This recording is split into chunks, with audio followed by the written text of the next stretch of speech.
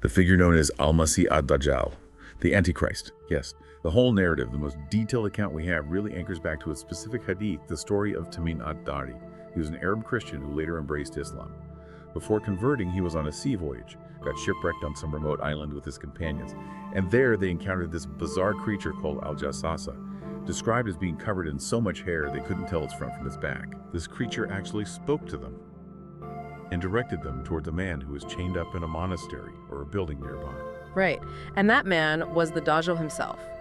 How was he described in that encounter, and what did he reveal about his own timing, his release? He was described as being huge, a massive figure, and he was chained up incredibly tightly, chains around his neck, between his hands and knees, bound with iron. And fascinatingly, he started asking them questions about the state of the world, using the answers to sort of confirm that his time to be released was near. He asked 3 specific prophetic questions. And the modern relevance of these questions, as noted in the sources we looked at, is pretty striking today. Okay, what were those questions? What specific environmental shifts was he looking for? First, he asked about the palm trees of Baisan, which is in modern-day Jordan. He asked, are they still bearing fruit? His implied prophecy was that they would become scarce. And today, they are indeed scarce, facing challenges. Second, he asked about the Sea of Tiberias, also known as the Sea of Galilee. Does it still have water? His prediction was that its water would dry up.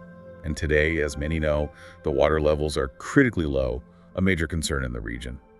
He asked about a third sign too, the fountain Zugar. But these first 2 environmental signs, he seemed to use them as confirmation, like, okay, these things are happening, so my release is imminent. He also asked if the Prophet Muhammad had appeared, and hearing he had, advised people to obey him. So when he is finally released, the prophecy says he will travel the entire world in an incredibly short time. Yes, in just 40 days, traversing the whole globe, entering every single city and village. It's an extraordinary claim. But with 2 exceptions, right? 2 places he cannot enter. That's right. The only 2 exceptions mentioned are Mecca and Taiba, the holy city of Medina.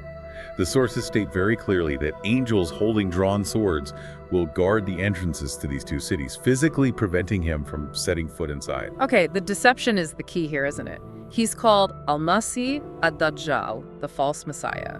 He will claim to be the Messiah, Jesus Christ returned.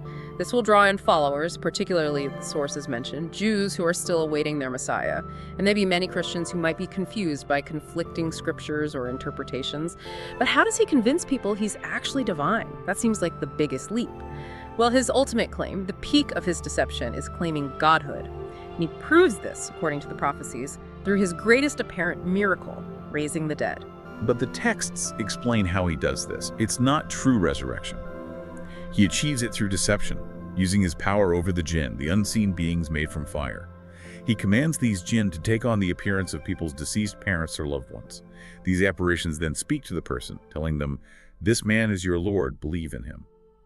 It's a devastating trick, designed to prey on grief and weakness, deceiving the vulnerable and the unprepared into worshiping him. Wow, okay. This deep dive has certainly confirmed the sheer intensity surrounding these end times prophecies and the continuous nature of the trials, the fitnas, from, historical bloodshed over interpretations to these profound theological tests, right up to the eventual appearance of this figure, the great Dajjal. And the ultimate takeaway, really, it seems to echo the advice given by the great companion Hudhayfa ibn al-Yaman, who was known for asking the Prophet about evil to know how to avoid it. The purpose of knowing about these potentially deadly trials isn't meant to paralyze you with fear. It's about awareness. It's advance warning so you can recognize them and, crucially, avoid falling prey to them when they appear. Right. Awareness and preparation, not panic. Okay, so here's maybe a final provocative thought for you, something to mull over based on what we've covered. We learned that 30 of these minor Dajjals, these false prophets or great deceivers, are prophesied to appear before the ultimate one-eyed Dajjal arrives.